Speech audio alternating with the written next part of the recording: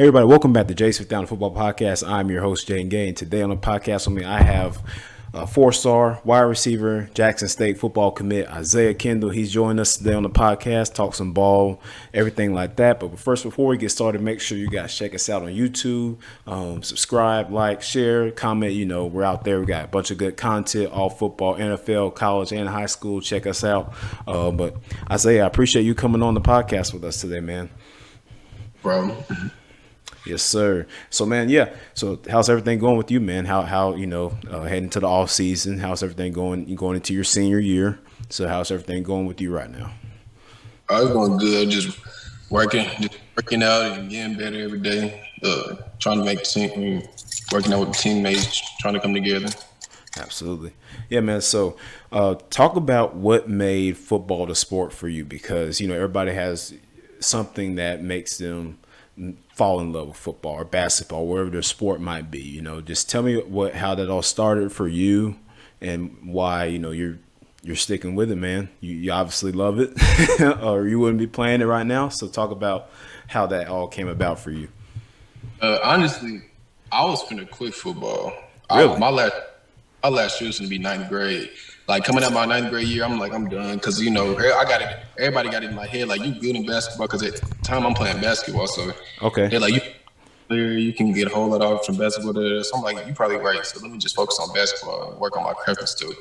And my family, they told me they was like my cousin for his senior year, and I was just like, all right, I might as well then shoot just to have something to do. So I was like, sure, I might as well put my time and stuff in it.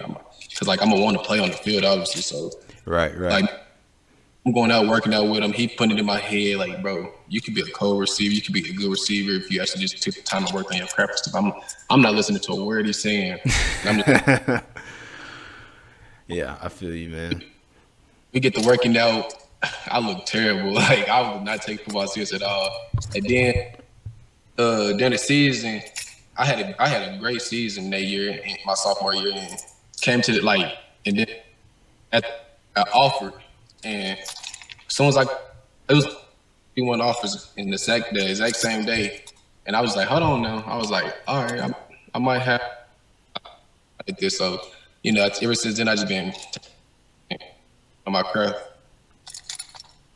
Right. Yeah.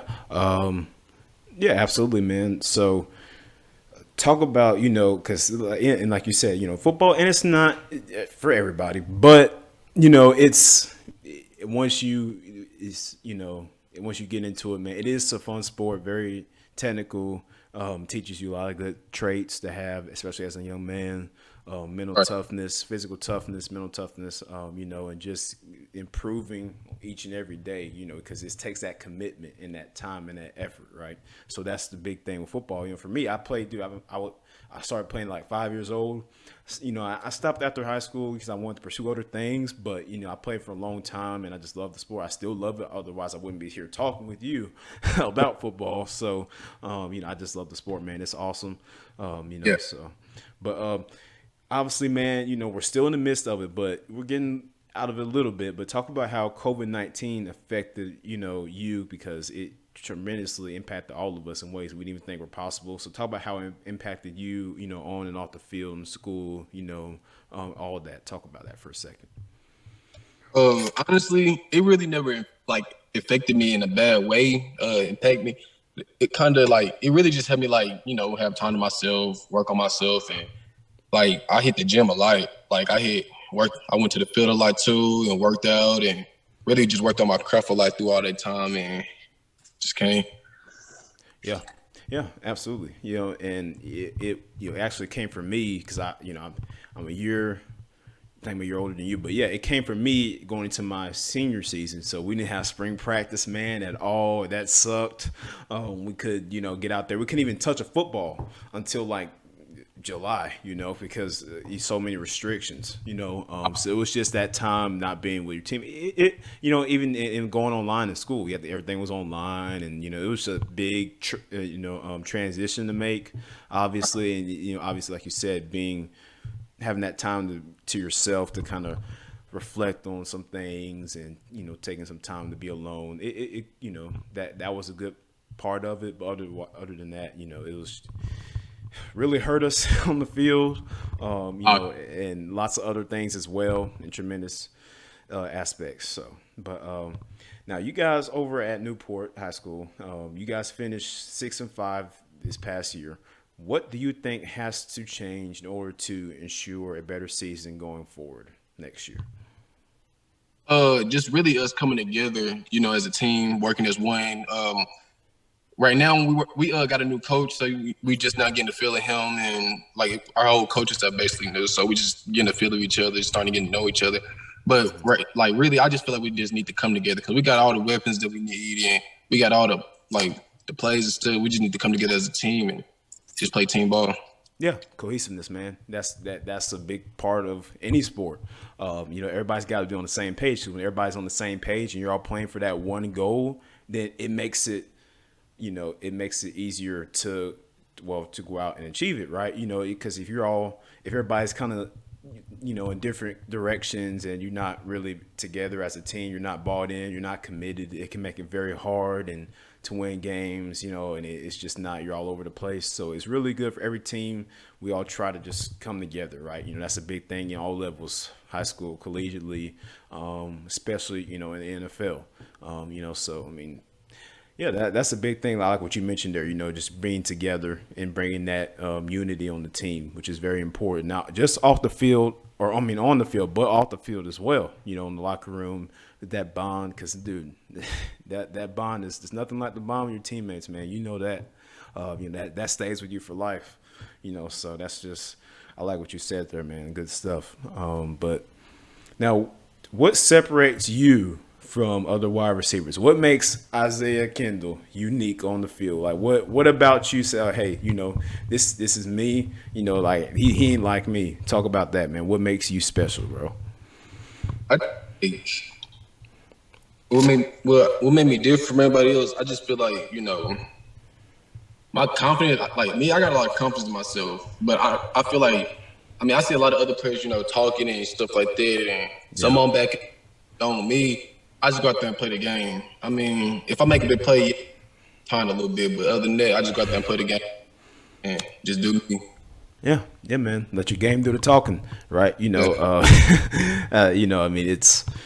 It's your receivers, especially you guys, because I play offensive line. When I played all line, so there wasn't too much talking going on with us, because we didn't have no breath to talk with, man. We were like just ready to go next play, But no, man, I know, especially getting out there on the island with those DBs, man. I know it could be tempting to do a lot of talking, but the best thing, man, just go out there every play. I'm gonna win this rep. You got that mindset. You're gonna win the next rep. Even if you lose the first rep, I'm gonna win the next rep. I'm gonna win this rep, right? It's battling out there, and not just letting your game do the talking, man. Just go out there and grind. That's the best thing about football, man. So that's why I love it, man. You just get to go out there, you get to hit people, score touchdowns in your case. Got the crowd going behind you, man. It's just nothing like it. But talk about, man, how has your relationship with Jesus Christ impacted your life on and off the field, man? Because that's, a huge thing. And talk about how it's played a role in your academic and athletic life. Well, me, I grew up in the church. My whole family, almost my whole family is just Christians. My grandma, she a Christian. She always kept us in a prayer, kept us in church every Sunday, Bible study every Wednesday. My mom, she's a Christian. So honestly, I just been what my family go by is if something not going our way, they just tell us to pray about it every time. And if we want something, they just say pray about it and the rest will fall in place. So that's what we just go by every day, me and my family. So yeah, absolutely. Yes. And a big thing with it is patience, right? It's a process, things will happen overnight. And that's why you have to have trust in God and know that he has got the plan set up for you. He has a plan for you, right? He's got you going Jackson State, man. And he's got you he obviously has a future set for you and everybody. It's just all different, but we all have, especially, we struggle with this as people, but we have to do a better job, I feel like, of just trusting God's process for us, just trusting it, just being patient, which is it's hard, but you gotta trust it, right? Okay, for example, playing receiver, you're not gonna get the big play every single rep, but if you just inch by inch by inch and one play, you're gonna break open, man. That DB's not gonna hang with you, and you're gonna, take it to the house, right? So, it's just one of those things where you just have to trust, man. You have to have patience. So I feel like that's a huge part of it as well. And continuing, and that's how I feel like I need to improve my relationship with Christ. Just continuing to have the patience, man, and trusting the process. Because if you keep putting the work in and you just keep going at it every day, you're gonna see the results. Yeah, man, always remember that. Like I mentioned, man, you're going to Jackson State University. Obviously, that's where Deion Sanders coaches at. Talk about what made you choose that over the other schools that offered you, such as like Air Force, Kansas, Wisconsin, Middle Tennessee State. Talk about what factored into that decision for you to commit to Jackson State. I'm really glad you asked that because I really been reading all the comments and I'm not worried about them, but I just want to tell my side of the story on why I picked it. I picked it because they made me feel comfortable. They made me feel welcome there. And when I went on a visit, it was like no other. So, and then I'm surrounded by my people. So, it was like only right just to choose Jackson State. Jackson State really to me is like a great place. Honestly, everything they showed me, they showed me nothing but love and stuff. And the coaches, they hit me up. And I'm the type of player, I don't care how big the school is or how good the team is. Like if I got a good relationship with the coach and I like the school, then it's a no-brainer, really. Shoot, Yeah, that's how. Yeah, man, and you mentioned everything going on right now with Jackson State and Alabama and Nick Saban. It's a lot of things going on right now, but like you said, I like what you said there, man. How it's not no matter how good the team is or this or that, but it's just like you said, just going where you feel like you're going to make a big impact, and it's HBCU, of course. So, just continuing to grow those up, man, because they are continuing to come up right now. Like even, Travis Hunter, he's going Right. there, right? They got, when he was on his signing day and he picked up that hat for Jackson State, the world was shocked. They were shocked. Because you got Georgia think he's going to get him, Alabama think they're going to get him, right? The LSU thinks they're going to get him. Dude, he chooses Jackson State. So there's obviously something that Deion Sanders is building there, that he's able to get these guys there. He wants to build something up, the culture, man, not even just the team, but the culture that he's trying to build there at that HBCU, and I like what he's doing there. So congrats on that commitment, man. Go ball out. I know you're going to love it there. I know Coach Sanders is going to love you there, man. Just continue to grind and work. So absolutely, man. And let me get your opinion on something real quick. I said, man, so the transfer portal, man, what do you think about that? Like, how the impact that it's having on college football right now, and even high school to an extent, what do you think? What's your opinion on that, man? Man, honestly, it's been crazy. Yeah. Thinking a lot too about the transfer portal. I think it was it got me thinking. I was like, dang, a lot of people, like me and my cousin were talking about a lot of people entering the transfer portal and da da da da. And I was just like, dang, that's crazy. So it really just helped me. It helped me a lot because it was like, dang, I don't really want to do that because I want to stick to a school and stay there all for 3 to 4 years. So yeah, we chose Wiley, so it was only right.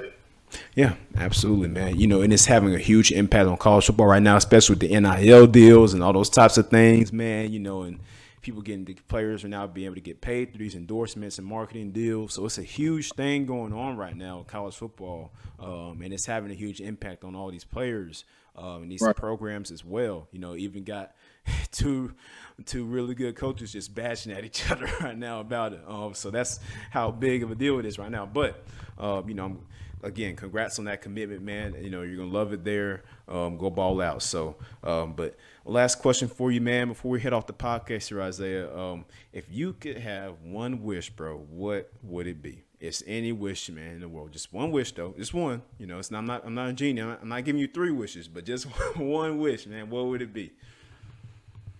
One wish, I probably